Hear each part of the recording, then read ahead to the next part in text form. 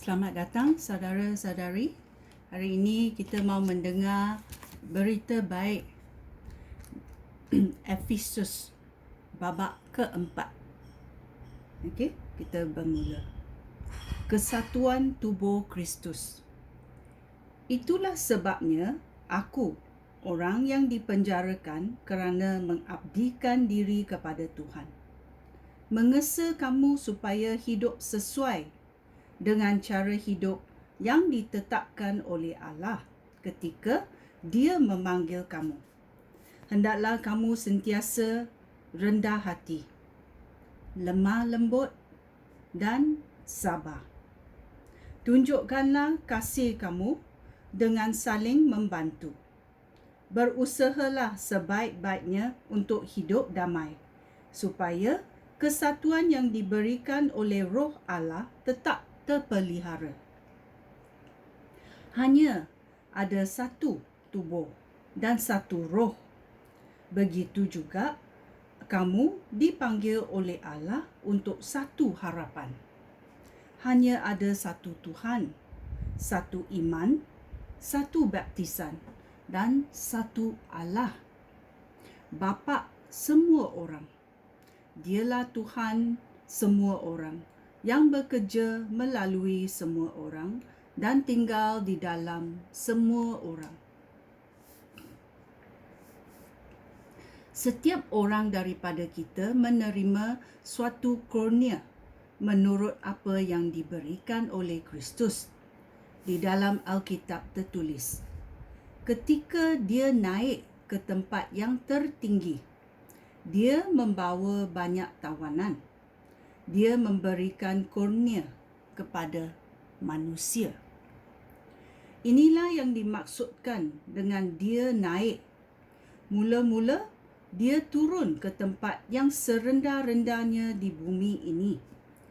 Dia yang turun itu juga naik ke tempat yang jauh lebih tinggi daripada segala langit, sehingga alam semesta dipenuhi dengan kehadirannya. Dialah yang memberikan kurnia kepada manusia. Beberapa orang dilantiknya menjadi rasul, yang lain menjadi nabi, yang lain lagi menjadi pembawa berita baik, dan yang lain pula menjadi guru dan pemelihara jemaah. Hal itu dilakukannya supaya umat Allah dapat melakukan pelayanan yang sepatutnya dilakukan oleh pengikut Kristus, sehingga tubuh Kristus dikuatkan. Dengan demikian, kita menjadi satu oleh iman yang sama dan pengertian yang sama tentang anak Allah. Kita akan menjadi matang dan sempurna seperti Kristus. Barulah kita tidak menjadi anak-anak lagi yang diumbang-ambingkan dan ditiup ke sana sini oleh angin ajaran orang licik. Mereka menyesatkan orang dengan tipu muslihat. Sebaliknya, kita harus mengatakan perkara-perkara benar dengan hati yang penuh kasih, sehingga kita menjadi matang dalam segala hal dan menjadi seperti Kristus, iaitu kepala jemaah. Di bawah pemimpinnya, semua anggota tubuh yang berlainan itu tersusun rapi, dan seluruh tubuh itu dihubungkan oleh sendi-sendi yang sudah tersedia. Oleh itu, apabila setiap anggota bekerja dengan sepatutnya, seluruh tubuh itu akan membesar dan menjadi kuat kerana kasih. Kehidupan baru sebagai orang Kristian. Kita belajar macam mana hidup baru sebagai orang Kristian. Ayat 17. Oleh itu, demi nama Tuhan, aku memberikan amaran ini. Janganlah kamu hidup seperti orang yang tidak mengenal Allah. yang berfikiran sia-sia. Mereka tidak dapat memahami apa-apa. Mereka tidak mengenal kehidupan yang diberikan oleh Allah kerana mereka jahil dan degil. Mereka tidak mempunyai perasaan malu. Mereka menuruti segala hawa nafsu dan terus-menerus melakukan segala perkara yang tidak senonoh.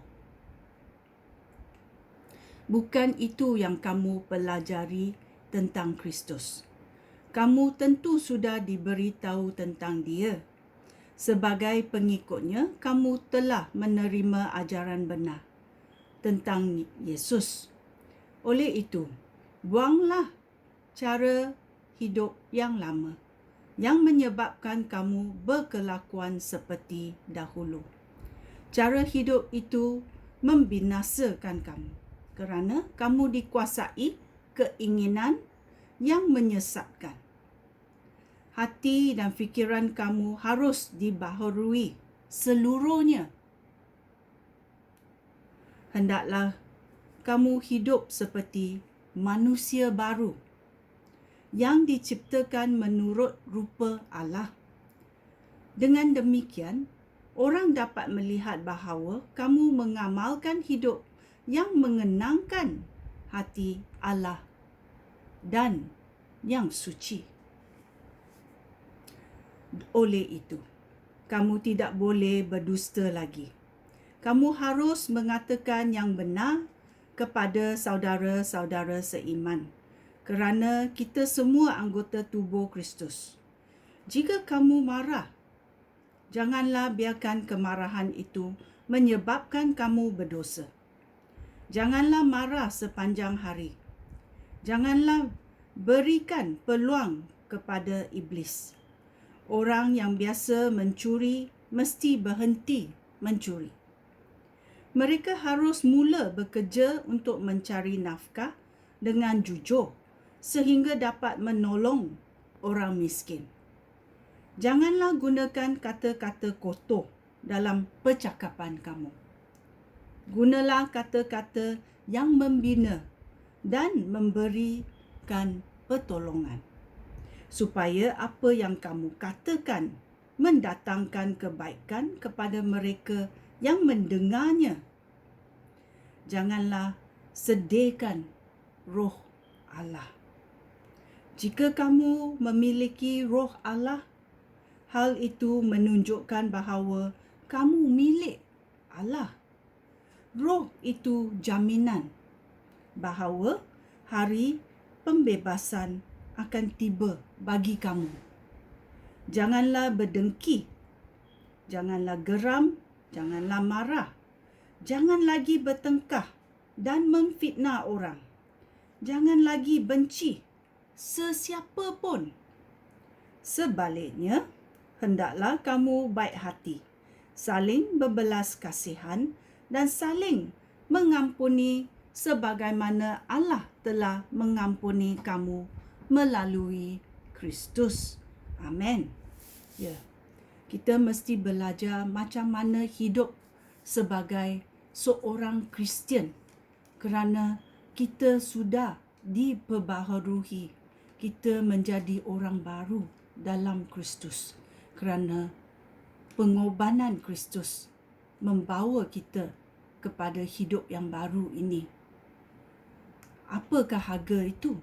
Harga adalah darah Yesus.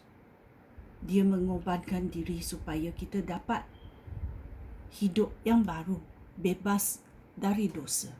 Sekian, terima kasih. Shalom.